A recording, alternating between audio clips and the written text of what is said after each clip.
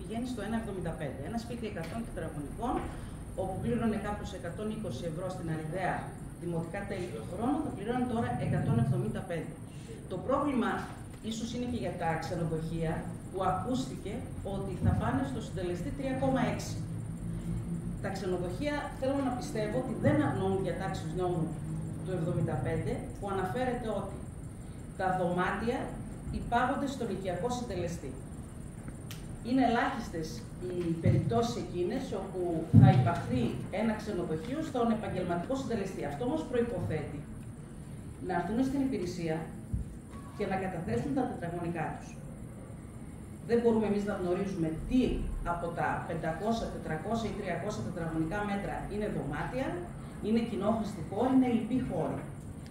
Και επειδή ξέρω την αγωνία τους, αυτό που θέλω να διαβάσω και να ακούσουν είναι το εξής, το οποίο ισχύει και διαπιστώσαμε εμείς ότι αρκετοί το γνωρούν.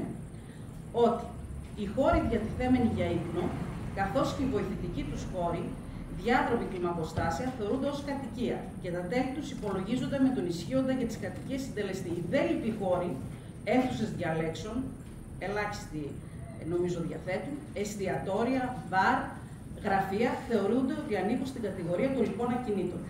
Αυτό χρειάζεται να το βεβαιώσει κάποιος μηχανικός, ο οποίος θα διακρίνει τις λοιπές αίθουσες, τους λοιπούς χώρους, από τους χώρους που είναι δωμάτια και κλίνες. Και νομίζω ότι πρέπει να ακούσουν ότι σε αυτή την περίπτωση το 1,30 πηγαίνει για αυτούς στο 1,75. Σε ό,τι αφορά τώρα το πώς θα έπρεπε να διαμορφωθούν τα τέλη, γιατί νομίζω ότι αρκετοί έχουν έτσι, το ενδιαφέρον,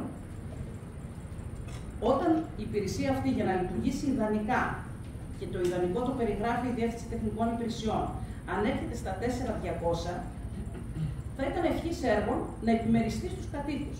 Αυτό ίσως να ήταν και το πιο ιδανικό. 26.000 κόσμος είμαστε σύμφωνα με την απογραφή, 160 ο καθένας στο κεφάλι. Με τις απαλλαγές βέβαια θα είχαμε άλλα προβλήματα. Ωστόσο ο νόμος επιβάλλει να εισπράττεις μέσα από τα τετραγωνικά. Μπορεί να είναι άδικο και για κάποιους άλλους που διαθέτουν μεγάλες οικίες και διαμένει και περιορισμένος αριθμός κατοίκων.